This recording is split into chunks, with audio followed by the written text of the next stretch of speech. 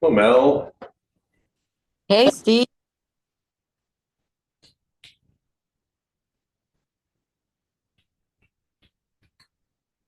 is Fred's knee healed up pretty well? Yeah, he's done really well. The swimming after doing the PT was very helpful for him too, because Right. it worked a lot of the hip muscles and also gently. There was no resistance to speak of, and that made a huge difference. Yeah, you got to do the work. I know people that have had knee surgeries and haven't done enough of the movement work afterward, and things remain very stiff.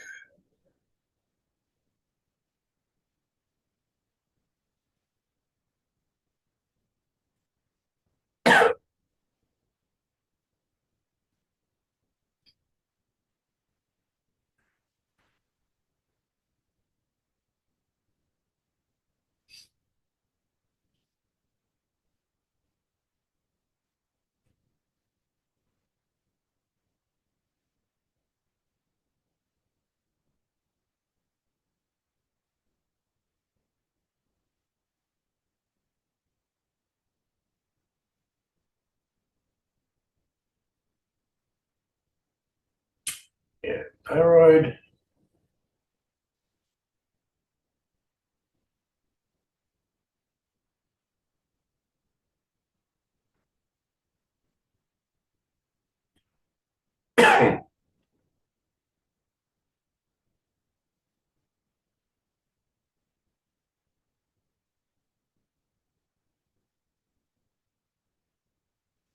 Kidney 27,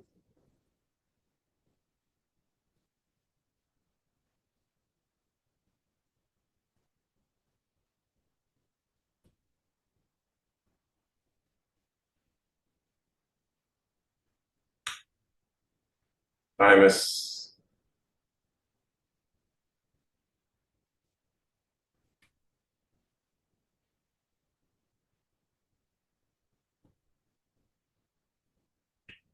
and kidneys.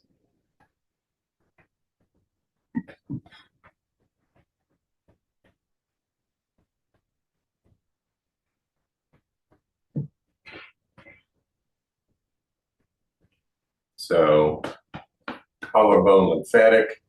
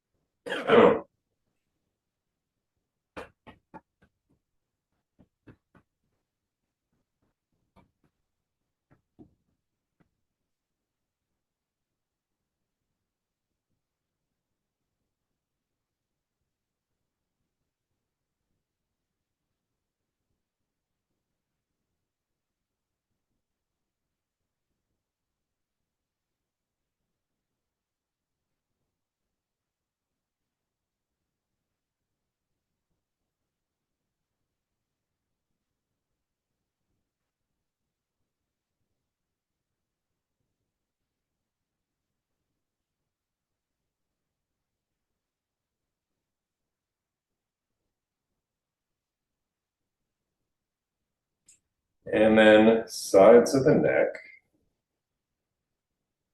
for drainage out of the hemispheres of the brain.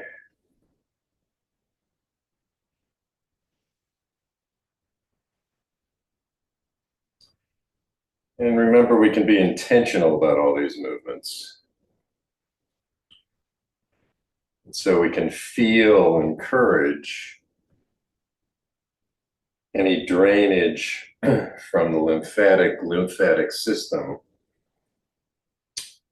is being encouraged by this movement that we're making with our palms.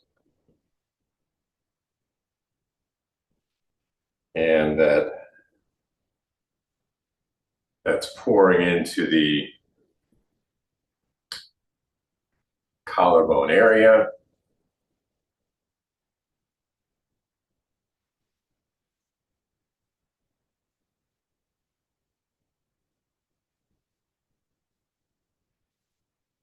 And then going to the back of the neck on both sides. Because often this area might get a little swollen. And this area especially is where we're going to hold some tension in the neck. And of course, any of that tension is also going to help to prohibit flow.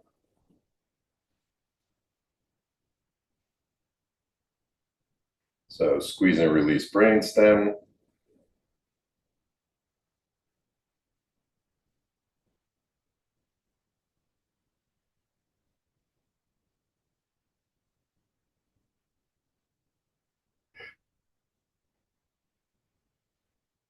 Pecs are next.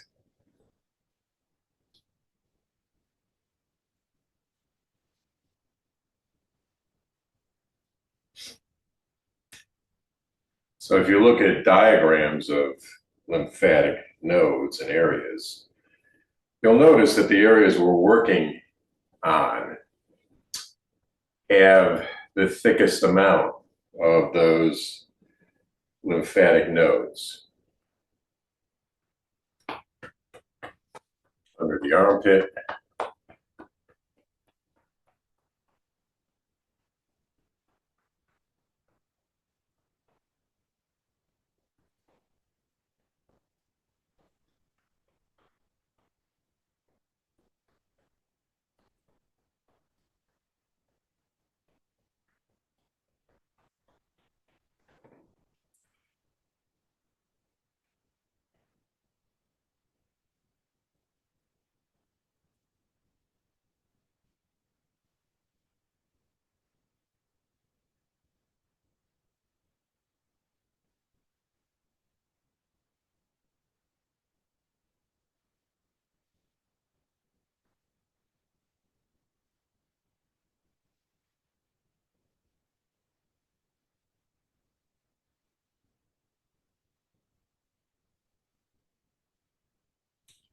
And then we go to the abdominal area, and that's the next most important upward drainage area that's coming from feet and legs, crease into this area.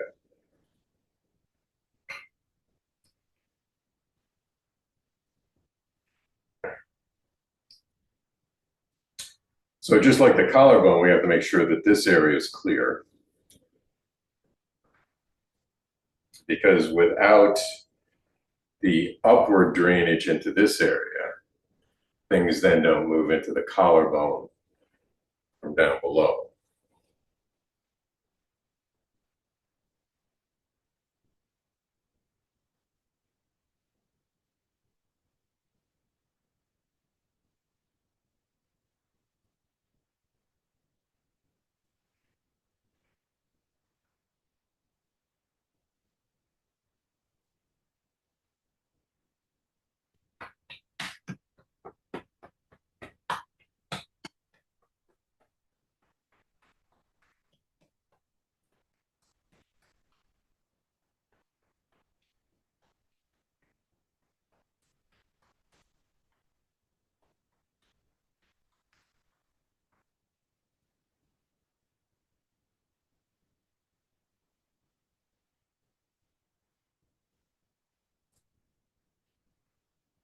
And this one's a pretty popular movement since it's leading and guiding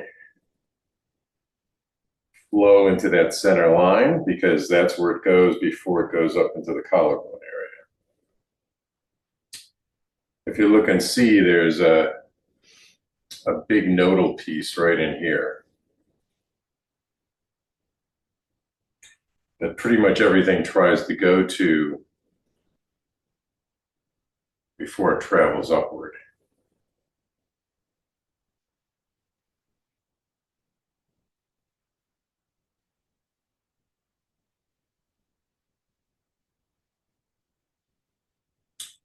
So crease is next.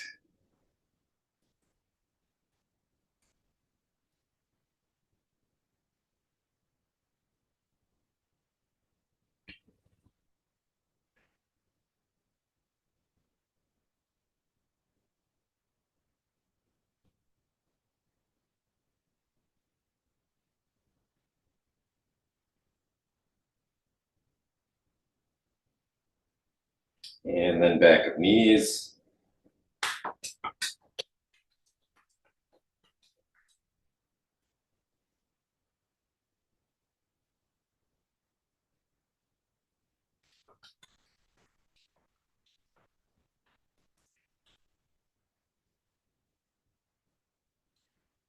And following up with the yin yang padding is a really good next step,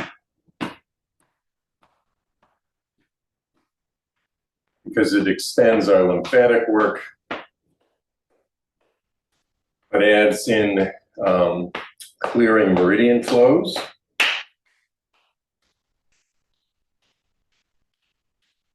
And also any blockages that might be occurring in the joints.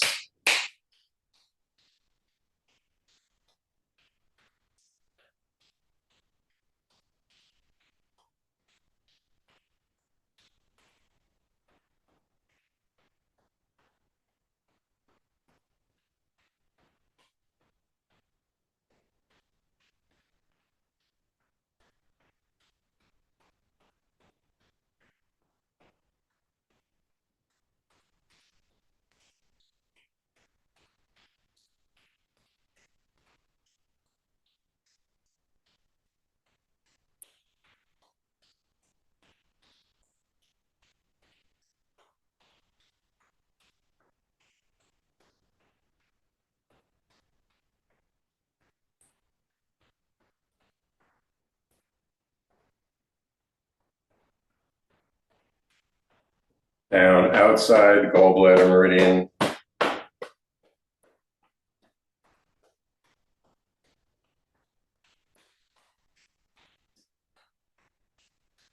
Up the front, which is stomach.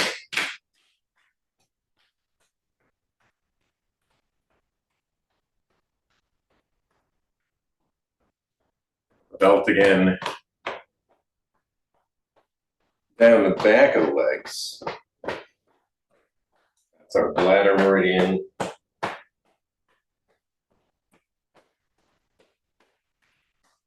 And then up the inside.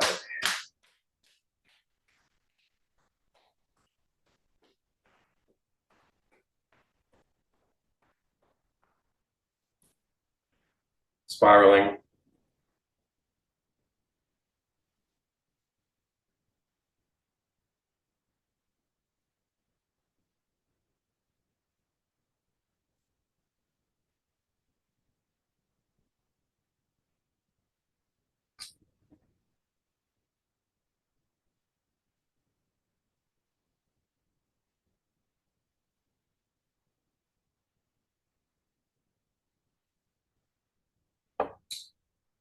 And Wise-Owl looks backwards.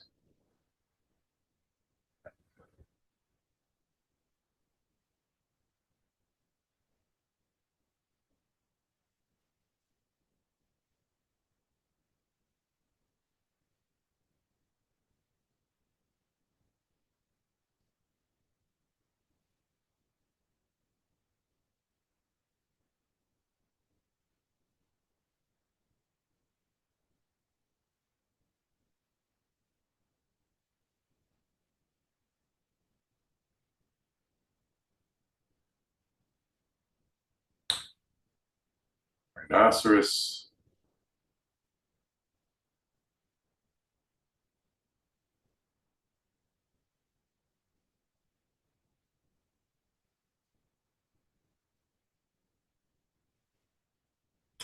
rotating palms and tendons.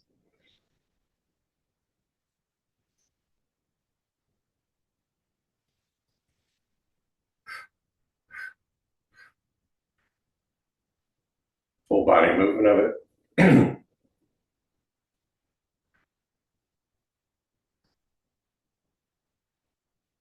Standing snake body.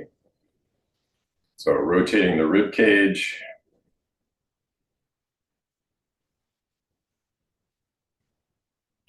And we're just really doing a push-pull with the rib cage. So we're really not, the shoulders, the collarbone are moving. Hips are moving a little bit, but only because of their connection to the rib cage. And lots of oblique muscles. Right. So, and typically, you still really feel it in the back of the rib cage more than the front. And so next is our big round hip movement.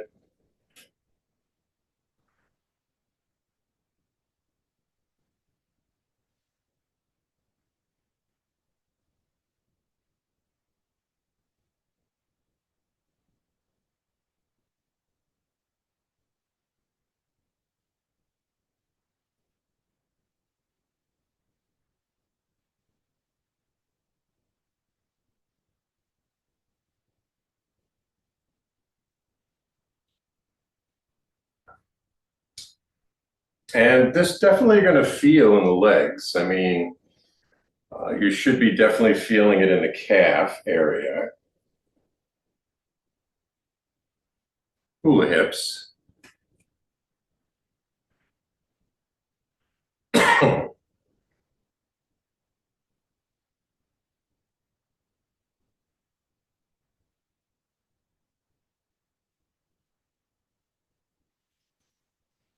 Rotating knees.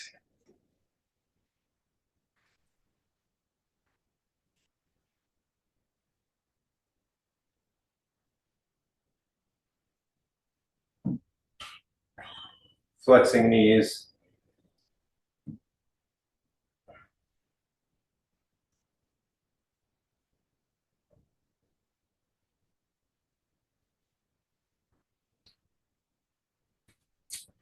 Ankles.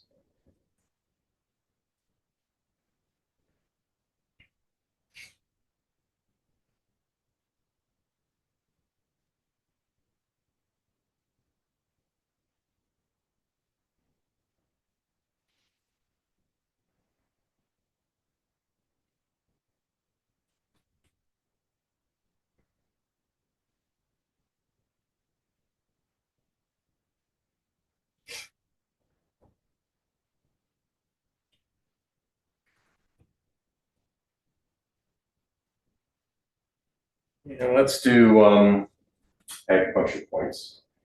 So we still want to pay attention to liver and gallbladder. So those spring four gates are something we can still do with large intestine 4.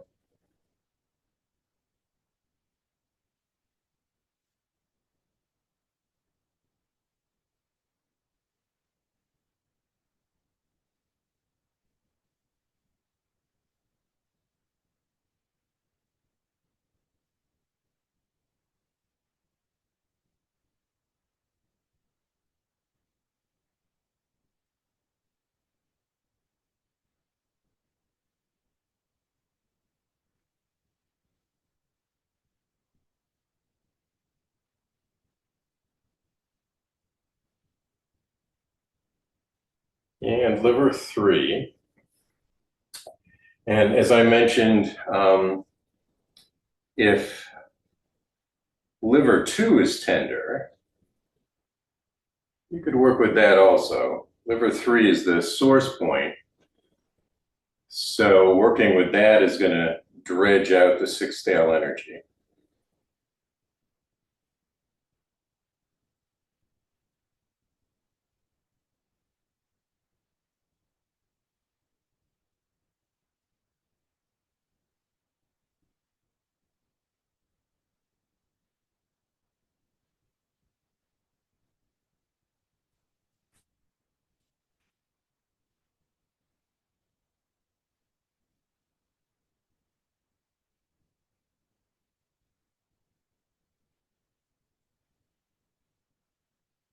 Now, another area we could go to after doing the four gates would be so here's our inside ankle,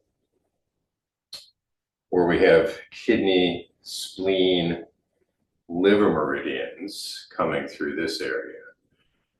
The outside ankle, if we just circular rub the entire ankle, that's gallbladder meridian. So you're going to hit the point by just really massaging that ankle bone on the outside.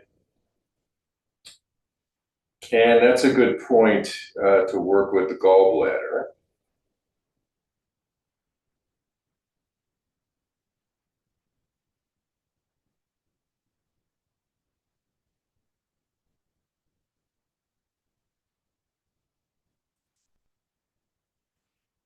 So let's do that on this other side.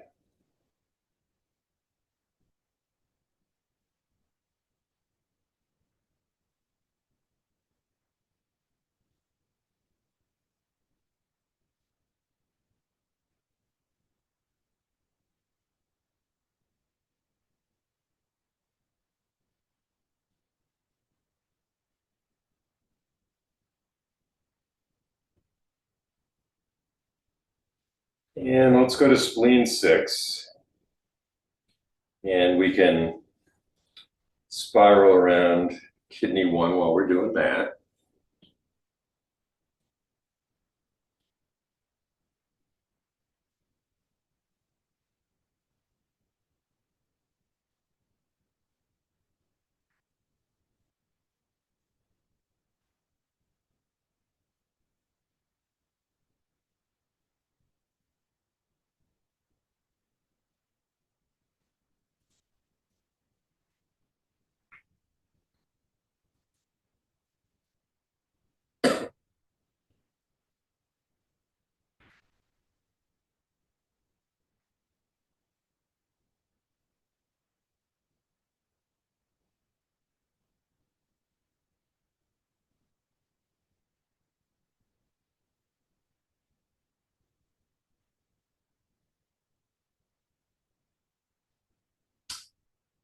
Okay, so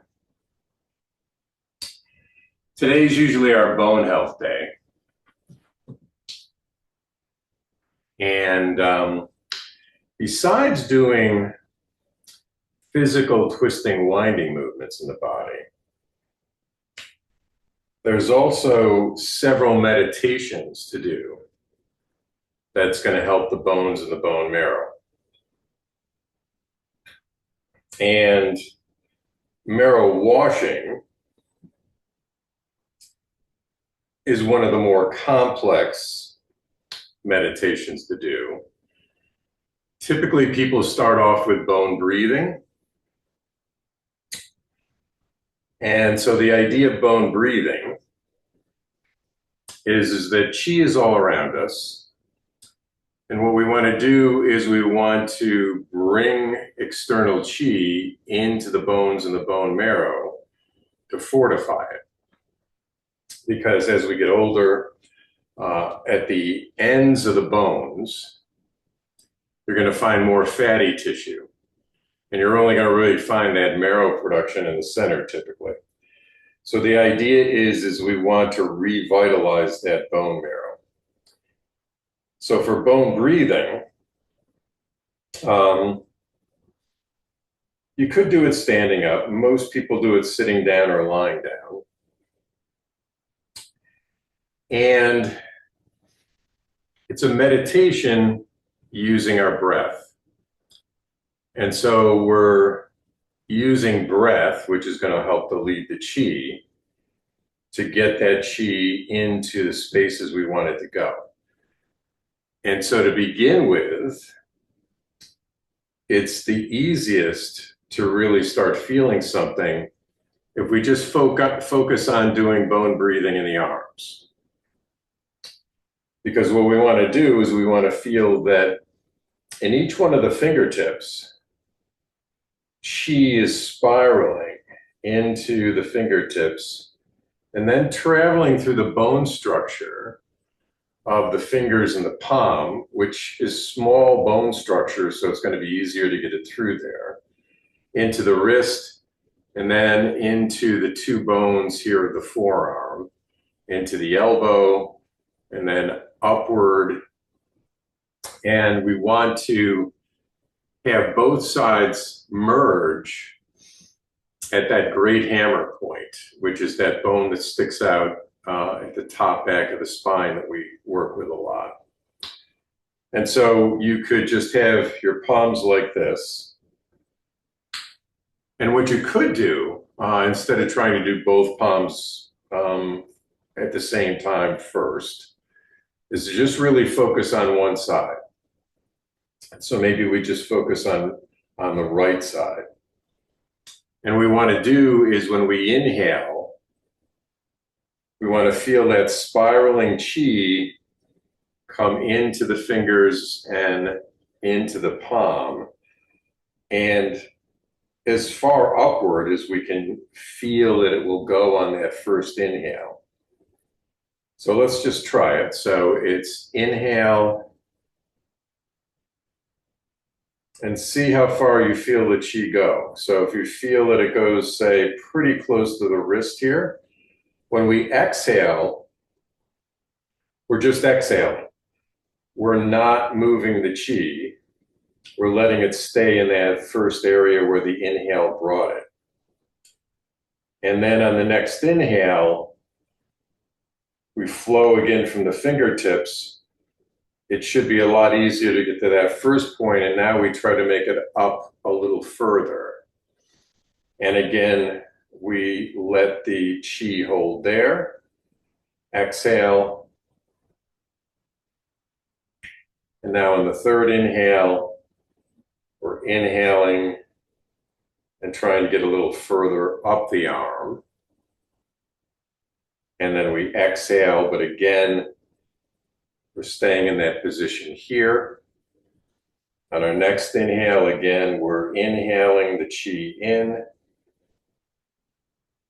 feeling the movement go up a little bit further, let it hold there, exhale.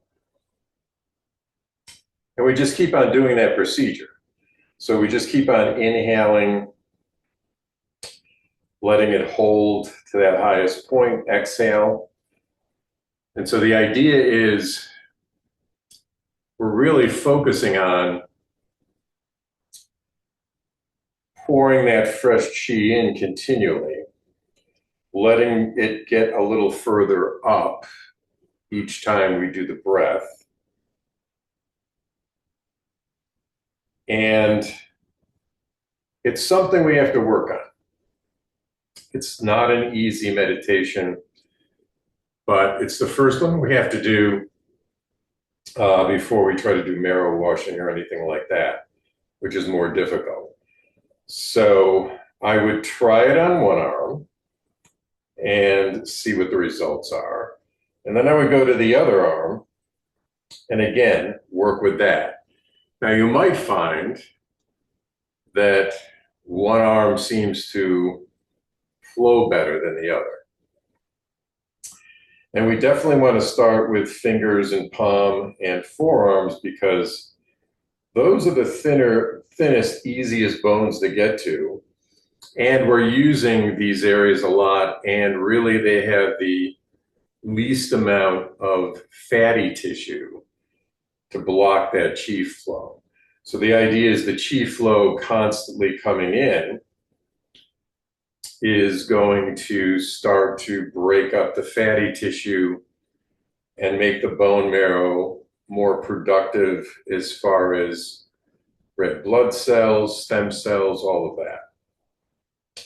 And again, our first place that we'd want to move to when we get good at doing it in both arms is that great hammer point. So it would probably take some time to practice that, to feel the opening. And it's very subtle. So, you're just looking for the feeling of your breath and then how it moves up. And again, it's going to be easier here than when we move to the feet and the legs, because again, much thicker, a lot harder to get through, and same procedure. So when we breathe in, and again, I would just start with one leg and then go to the other leg. We want to feel the flow of chi pouring in through the toes into the metatarsal bones as far as we can get it to go. And exhale. And then on the next inhale, again, we come up and try to fill the ankle. And maybe we have to keep on doing that a few times. So often we're going to have to just keep on running that same smaller circuit until we feel that it's clear. So we don't want to try to move too quickly with this, because that's not really going to get us where we're going. The breath and the chi consistently moving through these areas is going to start to clear them on a regular basis. So this is not for the faint at heart doing this part. And our other bone movement stuff is very good also. But this is working with it in an internal way that you're going to find is going to be very helpful for the bone structure. And if you don't do it, again, it's a benefit that we lose.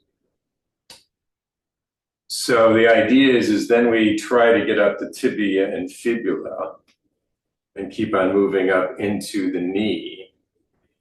And then typically if we can get movement up in there and feel it, the next area is going to be really one of the more difficult, because going up the femur into the hip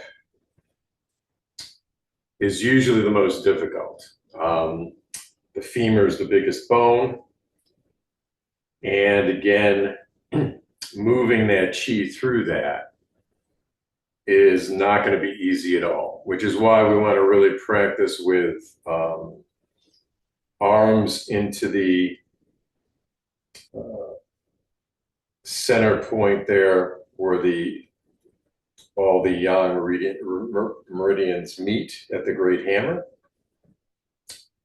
And then we want to try to pull up here. So the idea is when we do get it all the way up to the femur into the hips, now we can breathe up the spine to, again, that great hammer point in the back. So what we would do is then combine bone breathing of fingers and arms, and then feet and legs, bringing all that up the spine. And then at that great hammer point, we go upward into the skull. And now we're circulating everything around. So it's a little meditation that you can do, say, when you're falling asleep at night. It might actually be a good meditation to do if you have trouble sleeping, because you probably will notice as you continue to do that meditation, you're probably going to fall asleep before you get very, very far. So the idea is we have to be patient and slow. We're not trying to push too hard to get it up further and further. Because again, each time it's coming up that same pathway and it's still continuing to clear those areas. So as we continue to do it, these lower areas are going to clear out and become more vitalized with chi. And now that's going to allow a quicker movement upward, say, to the elbow. And then once we work on that section, we're going to notice, okay, now up to the elbow feels like it's pretty good. I can get a flow going pretty good, pretty fast there. And then you go from elbow to shoulder. So this is the way we want to proceed with this. Not really that easy. So we'll finish with a easier meditation. That's something we can do that's going to be productive right away. And if you don't do the bone breathing, this one would be a good one to do. You can do it standing up, sitting down. The important thing when we sit down is we want our feet on the floor, grounded. We don't want our legs or ankles crossed. And so we've done this one before. It's blue mist light coming up through the bone marrow from deep inside the earth. So we're just closing our eyes and relaxing. Breathing. And we want our mind imagination to go down into the earth.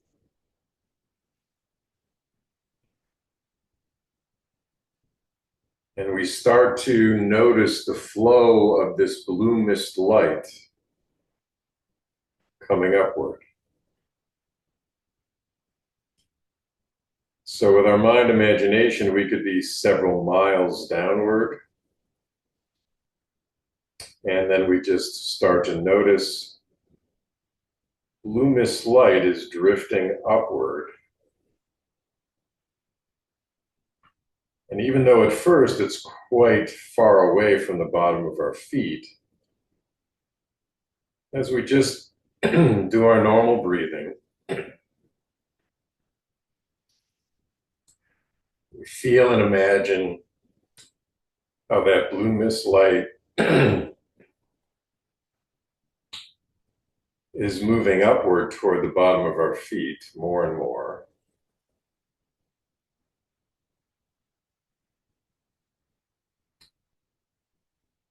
And this is a fairly dense blue mist light.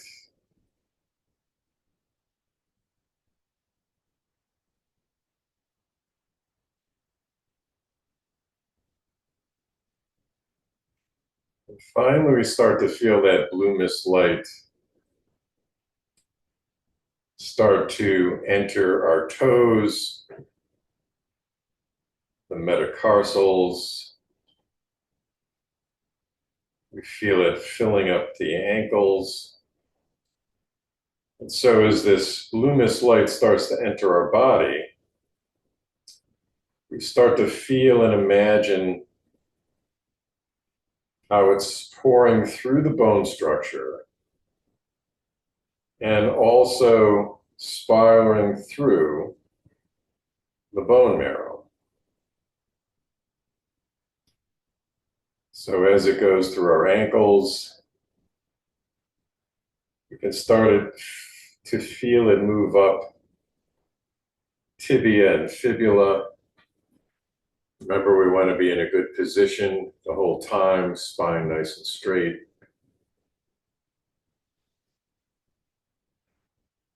And again, we can be breathing. So with the in-breath, you can feel a little more blue mist light pouring upward. But the breath is very gentle. It's not a forced breath. And eventually we feel the blue mist light entering into the knees. The knees have a lot of complicated little places, so we allow that blue mist light to have enough time to fill up the entire knee. And remember now, that blue mist light is also totally filling up the feet, the ankles, tibia, fibula. So we're lighting up the skeleton, and the entire skeleton is being lit up by this blue mist light. So now we start feeling that blue mist light go through both femur bones. And again, might take a little bit of time.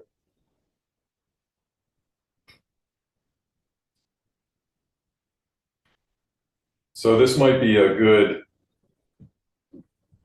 preliminary bone breathing meditation to do for quite some time. And you'll probably notice that the bone marrow meditation goes a little bit, the bone breathing meditation goes a little bit better.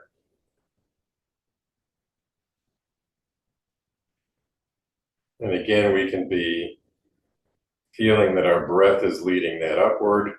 So consider this blue mist light to be a chi that's coming in and revitalizing the bone marrow.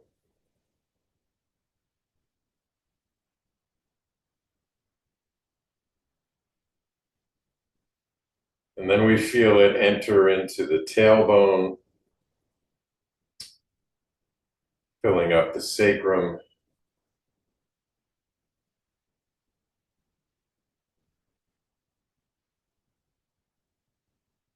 And then filling up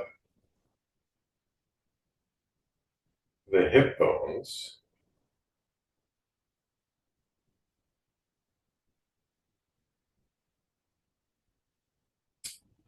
And also we start to feel it moving through the fingers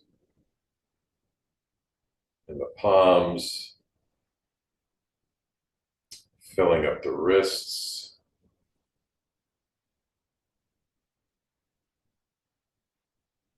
Moving up the forearm. Now, if you want to, you can also imagine that that's happening at the same time all of this is leading into the hips. So filling up the elbows.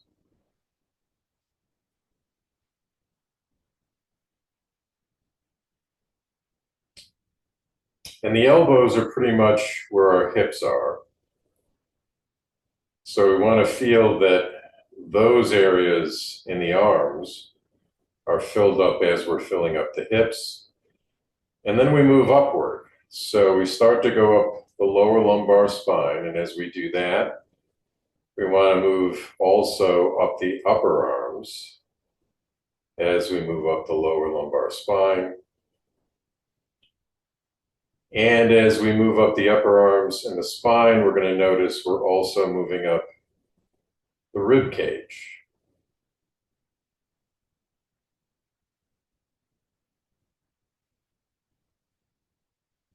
So give yourself enough time to fill the entire rib cage.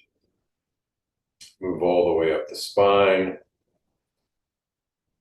We're all the way up into the collarbones, the scapula, so shoulder blades,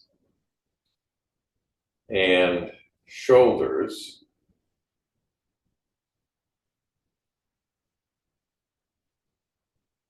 And now we continue to let that blue mist light pour upward through the cervical spine. So we're going up the neck, filling each vertebrae, going upward with blue mist light, and also filling the bone marrow.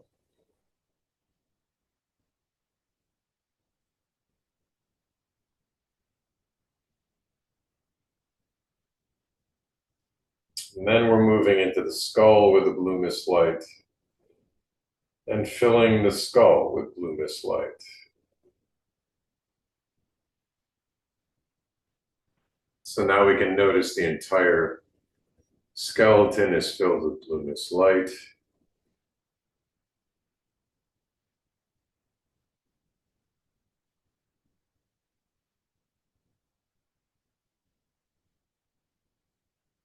Now we want to imagine a sort of black tar substance at the top of our skull that has the consistency of honey. And this black tar honey is going to start moving downward. So it's filling the skull first. And as this honey black tar moves downward slowly, it's going to be absorbing and collecting any sick, stale energy from the bone marrow. So it's starting to slowly move down the cervical spine. Again, cleaning out the bones and the bone marrow.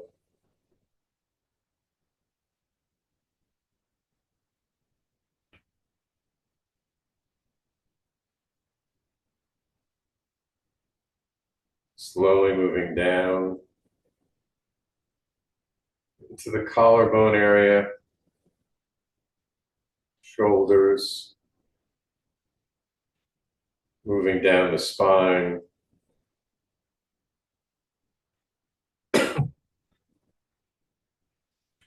entering the top of the arms and the rib cage. So front and back of rib cage.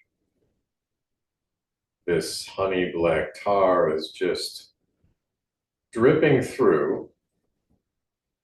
So feel it as a drip movement. We're not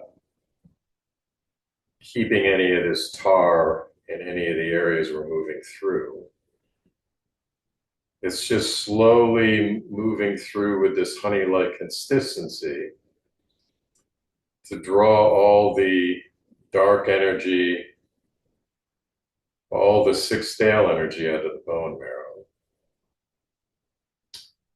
So again, continuing to move down the arms, slowly moving down rib cage and spine.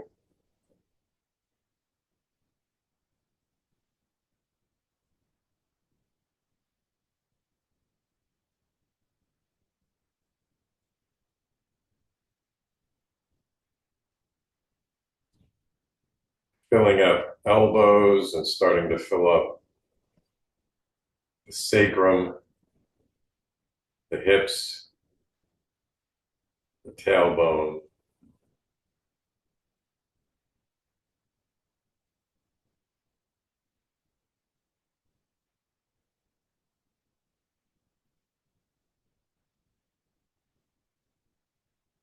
And then moving down the forearms as we move down the femurs.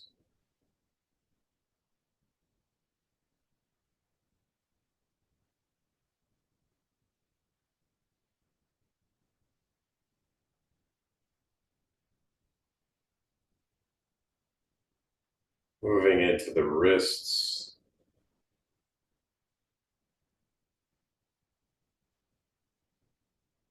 the palms,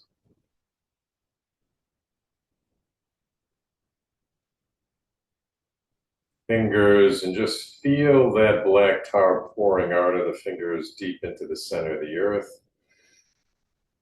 And we're continuing down now. We've gone down the femur, and we're filling up the knees, clearing them out.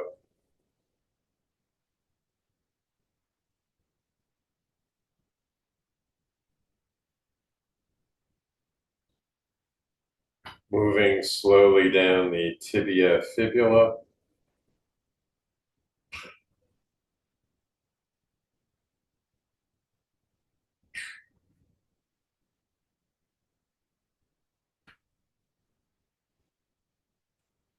Feeling that drip clear out the ankles.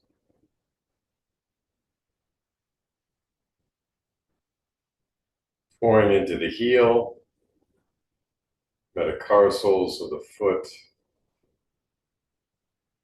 toes, and then just dripping out of the feet and the body altogether. And we can watch it drip down to the center of the earth. 8 feet, 16 feet, 24 feet, 36 feet. And it's just going to continue to fall downward into the center of the earth. And now we want to move our awareness back up again into our skeleton. Because we want to notice how that blue mist light has been glowing the whole time. The black honey tar was just clearing out more areas so the blue mist light could glow stronger. And we just want to spend a few more seconds feeling the blue mist light.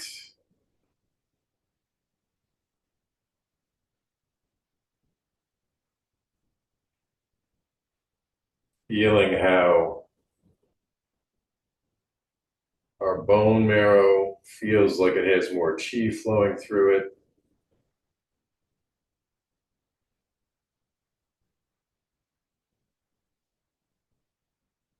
All those heavier, denser areas were cleaned out by the honey black tar.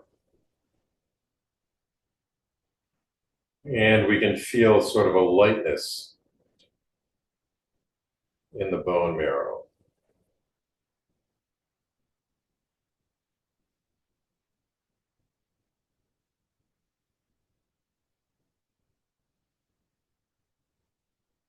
And whenever you're ready, we just open our eyes, bring our awareness back outside again. Thank you for coming to practice together. Thank you, Steve. I won't be able to be with you tomorrow because I'm getting hopefully getting my implant in my tooth that I had worked on back in February, and they're supposed to do the next step tomorrow. So I will see you next Tuesday. All right, sounds good. Good luck with that. Thank you, and hope you have a good rest of your day and a good rest of your week. And we'll catch up with you in a stretch next Tuesday.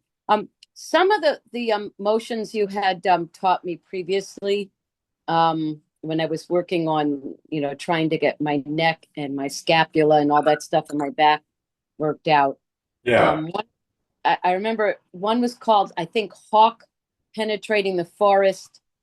I wrote down one was Lion Rolling the Ball and Yes. Phoenix Yeah. Stretch.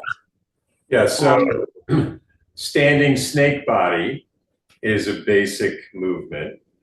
Hawk penetrating the forest is that movement, which winds around and then comes forward. Lion rolling the ball is rounder. And so did you feel that those were helpful? I found they were very helpful. Good. Yeah, those, because definitely I'd say hawk penetrating the forest and lion rolling the ball, definitely moving around the scapula quite a bit. Okay. Very good. Thank you. All right, take care. Good luck with the procedure tomorrow. What's that? Yeah, hopefully the procedure gets done tomorrow. I mean, I go there and he has to check to see if the implant has grown enough to do it, but I'm hoping it'll be the next step. I'm hoping. So we'll find out after that. But if he does, then I'm sort of incapacitated for several days. So I can't do any movements or anything that could risk bleeding and stuff like that. So yeah. All right. Thanks, Steve. All right, take care. You too. Weekend. Thanks, you too. Bye-bye. Bye.